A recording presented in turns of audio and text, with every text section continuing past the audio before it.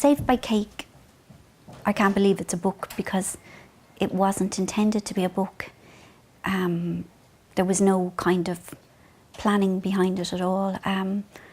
I just wasn't very well in my head. In February 2009, my lovely friend Helen Donegan, now Cosgrave, was visiting, and it was her birthday coming up, and suddenly I got kind of a primal urge to bake for her.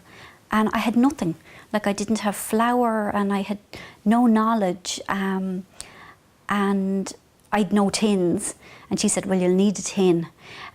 So I went out and I bought all the stuff, and I started reading recipe books and, you know, going online and trying things out and experimenting, and it was really helpful. You know, baking is not a cure for anything, but it passes the time, and it's very, I enjoyed it. You know, I liked feeding people, and I liked making things beautiful.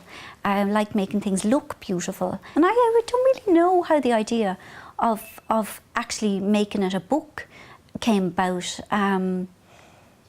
but it did, and I actually thought it would be a really nice way of raising money for charity. So, like, all my Irish royalties are going to the St. Vincent de Paul, and actually it was a toss-up between St. Vincent de Paul or one of the charities that deal with depression and suicide.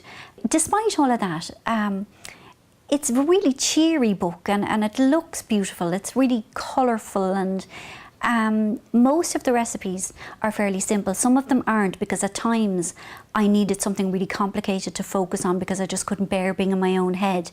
But I hope I've you know, laid them out in a kind of an understandable way. And lots of the recipes are from people I know and love, like himself gave me one, my mother gave me one, my mother-in-law, my father-in-law, my brother-in-law, my brother's wife's mother. So what would she be? My mother-in-law, something like that. So, you know, it's very personal, and I hope, and I made so many mistakes, and so I've gone through all the mistakes so that you don't have to.